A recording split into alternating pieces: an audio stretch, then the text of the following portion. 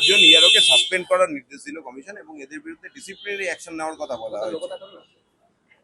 সেটা তো second part, departmental যেটা প্রসিডিওর আছে। কিন্তু প্রথমে তো সাসপেন্ডটা করেছেন এবং এই প্রথম সরাসরি সাসপেন্ড হয়েছে, যেটা ইলেকশন কমিশনের আইনে থাকা সত্ত্বেও ইলেকশন কমিশন এতদিন চিফ সেক্রেটারিকে অ্যাডভাইস করছিলেন। এইটা পুরো এসআইআর প্রক্রিয়াতে প্রথম ইলেকশন কমিশন তার পাওয়ার এক্সারসাইজ করেছে। এরপরে ইলেকশন কমিশন চাইলে এফআইআর করতে পারে এবং যে ইয়ারোরা 7 জন সাসপেন্ড হলেন আমরা জানি খুব বৈধভাবে উপযুক্ত কারণে করেছে। এরা ফেক স্কুল সার্টিফিকেট অ্যাকসেপ্ট করেছেন, এরা প্যান কার্ড অ্যাকসেপ্ট করেছেন, এরা এরা অ্যাকসেপ্ট করেছেন নোটারির কাছে এপিডভিট। ইলেকশন কমিশনের যে 13টি গাইডলাইন আছে তাকে সম্পূর্ণরূপে ভায়োলেট করেছেন এরা।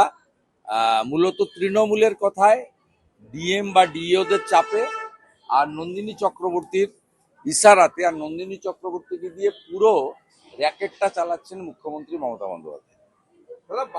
এই যে ফর্ম 7 এর যে সমস্ত অভিযোগ আছে এগুলো দ্রুত নিষ্পত্তি করতে বলেছে কমিশন, মানে এটা নিয়ে কি হবে মনে করছে? না, তার তো পদ্ধতি আছে, আরপি অ্যাক্টে তো বলা আছে। ইলেকশন কমিশন এসআইআর প্রক্রিয়াতে সম্পূর্ণভাবে যা করেছেন তার সমস্ত সিস্টেম বলা আছে। এবার সিস্টেমের বাইরে বিহার যায়নি, আপনি যাবেন কেন? কোনো রাজ্যে আমি অনেকবারই বলেছি ইলেকশন কমিশনের কোনো ফাইল মুখ্যমন্ত্রীর টেবিলে যায় না, ওটা সরাসরি এক্সিকিউট করতে হয় অ্যাডমিনিস্ট্রেশনকে, যার নেতৃত্ব দেন চিফ সেক্রেটারি। এখানে মনোজ পল থেকে নন্দিনী চক্রবর্তী এরা ইলেকশন কমিশন সংক্রান্ত সমস্ত ফাইল মুখ্যমন্ত্রীর কাছে পাঠান এবং মুখ্যমন্ত্রী সরাসরি হস্তক্ষেপ করেন, যেটা ভারতবর্ষের কোনো রাজ্য হয় না এবং জাতীয় নির্বাচনের সময় প্রধানমন্ত্রীও করেন না, সেটা এই রাজ্যে করা হয়। তাই ইলেকশন কমিশন এই প্রথম টাইট দেওয়ার ব্যবস্থা নিয়েছেন এবং মুখ্যমন্ত্রী যা করছেন পুরো এসআইআর প্রক্রিয়াতে বাংলাদেশি মুসলিমদের এবং রোহিঙ্গাদের বাঁচানোর জন্য করছেন। এটা বিরাট সংখ্যায় বাদ যাওয়া উচিত। এটা কি বাদ যাবে ফর্ম 7 গুলো? না, বাদ যাবে না যাবে আমরা লক্ষ্য রেখেছি, বাদ না গেলে তো ব্যবস্থা আছে। ডিওর কাছে আবেদন হবে, ডিও আবেদন না শুনলে সিওর কাছে হবে, সিও আবেদন না শুনলে কোর্ট তো খোলা আছে। মমতা ব্যানার্জি একা কোর্টে যেতে পারেন, অন্য কেউ যেতে পারেন না। যে বেকার ভাতার ফর্ম বিলি বাংলা সীমান্ত বরাবর দেখলাম যে বাংলাদেশের বেশিরভাগ জায়গাতেই জামাতরা জয়লাভ করেছে এবং ভারতে যে অন্যদিকে দেখি বাংলার মালদা, মুর্শিদাবাদ, নদিয়া এই সমস্ত জায়গায় জমি না দেওয়ার জন্য কাঁটাতার খোলা রয়েছে। ফলে জামাতের জয় কি বাংলার আকাশে সিঁদুরে মেঘ, কিংবা জাতীয় নিরাপত্তা নিয়ে এখনো কোনো হেলদোল নেই? এপারের জামাত ওপারের জামাত দুটো মিলে মিশে একাকার হয়ে গেছে এবং সেই কারণে কাঁটাতারের বেড়ার জমি না দেওয়ার ফলে এপারের জামাত ওপারের জামাতকে জিতিয়েছে, মানে তৃণমূল সঙ্গে এখন হুমায়ুন কবির জুটেছে। আর ওপারের জামাত যে আগামী এপ্রিলের নির্বাচনে তৃণমূলকে সাহায্য করবে বা হুমায়ুন কবিরকে সাহায্য করবে, এটা ঘোষিত অবস্থান এদের। এবং খুব অ্যালার্মিং ভারতীয়দের ক্ষেত্রে এবং বাঙালি হিন্দুদের ক্ষেত্রে। কোচবিহারের সিতাই বর্ডার থেকে শুরু করে আপনার ওখানে আপনার চাপাই নবাবগঞ্জ থেকে দিনাজপুর হয়ে আমাদের হিলি পার্শ্ববর্তী রংপুর থেকে শুরু করে একদম পুরো পেট্রোপল বর্ডার পর্যন্ত এলাকাতে প্রায় 90% আসনে জামাতের লোকেরা জিতেছে, যারা নারীর অধিকার স্বীকার করে না, মহিলারা শিক্ষিত হোক কর্মে যাক স্বীকার করে না, যারা বোরখাতে মহিলাদেরকে ঢেকে রাখতে চায় এবং যারা শরিয়া আইন চালু করতে চায়, সেই লোকেরা জিতেছে। এটা পশ্চিমবঙ্গের ক্ষেত্রে খুব মারাত্মক অ্যালার্মিং। এবং কিছুদিন আগেই হরিহরপাড়াতে খাজেরি মাদ্রাসাতে আপনার 7 শেখ গ্রেপ্তার হয়েছিল। সে একজন জঙ্গি, আনসারুল বাংলার সঙ্গে যুক্ত। সেখানে ভোটার তালিকায় নামও তুলেছে, 3বার ভোট দিয়েছে। সব মিলিয়ে আমাদের আসন্ন নির্বাচনে আমাদের জাতীয় সুরক্ষা এবং হিন্দুদের সুরক্ষা ভবিষ্যতের প্রশ্ন যুক্ত। তাই পশ্চিমবাংলার রাষ্ট্রবাদীরা ঐক্যবদ্ধভাবে এবারে নির্বাচনে জামাত টুকে এখান থেকে উৎখাত করবেন, এই বিশ্বাস আমাদের আছে।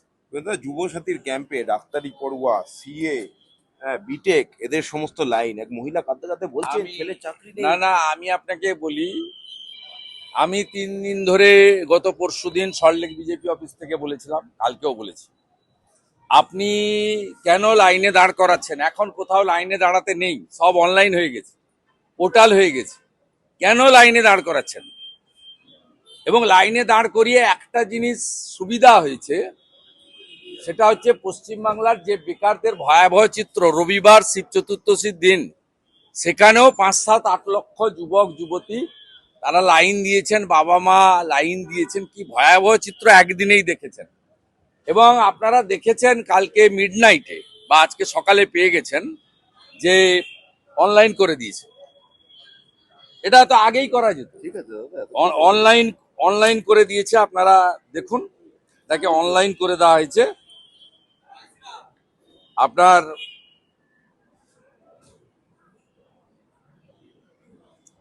অনলাইন করে দিতে বাধ্য হয়েছে।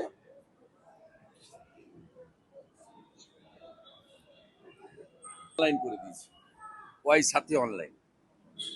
এবং আরো দেখবেন, কালকে একজন আমাদের যুবক বন্ধু পোস্ট করেছে, যাকে আমি রিপোস্ট করেছি এক্ষুনি, সেটাতে সুপ্রতিম চন্দ্র সরকার, যুবসাথী প্রকল্পে আমি নিজেকে এনরোল করাচ্ছি না, আমি আমার কোনো রকম তথ্য এই সরকারকে দিতে রাজি নই। 2012 সালে এমপ্লয়মেন্ট ব্যাংকের নাম নথিভুক্ত করিয়েছিলাম যুবশ্রী প্রকল্পে, ভাঁওতা দিয়ে তথ্য জমা করে টাকার 1 ফোঁটাও পাওয়া যায়নি। এইটা গ্রাউন্ড রিয়েলিটি। আমি প্রথম দিন থেকে বলছি, 2012-13 অর্থবর্ষের বাজেটে যুব উৎসাহ প্রকল্প লিখেছিলেন ডক্টর অমিত মিত্র।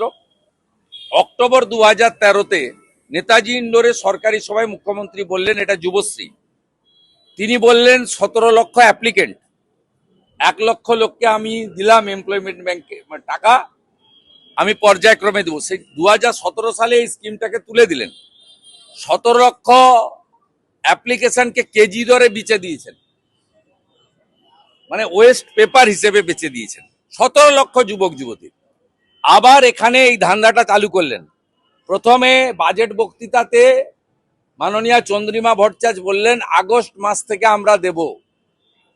আমরা বললাম আগস্টের ভোট অন অ্যাকাউন্ট নয়, এই vote on account April May June July. আপনার এখতিয়ারেই নেই, 4 মাস পরে পশ্চিমবঙ্গে যে জিতবে তারা পূর্ণাঙ্গ বাজেট দেবে। তখন শুনে মুখ্যমন্ত্রী দেখলেন এত বড় ভুল হয়েছে, তিনি সাংবাদিক সম্মেলন করলেন, করে বললেন 15 তারিখ থেকে, উনার নক্তসত্য জ্ঞান নেই, হিন্দুদের উৎসব ওনার মাথায় থাকে না, কারণ চতুর্দশীর দিন ছিল। তাতে বললেন ঠিক আছে 15 থেকে 26 টুল আর চেয়ার পেতে কালকে করব। ভয়াবহ চিত্র দেখেছেন, চাকরি প্রার্থীদের উপরে পুলিশ ডান্ডা মেরেছে, চাঁচলে কিভাবে করেছে দেখেছেন, এবং গাজলে কিভাবে করেছে দেখেছেন। আলটিমেটলি ফাইনালি আবার অনলাইন করেছে। এটা সম্পূর্ণ ভুয়া।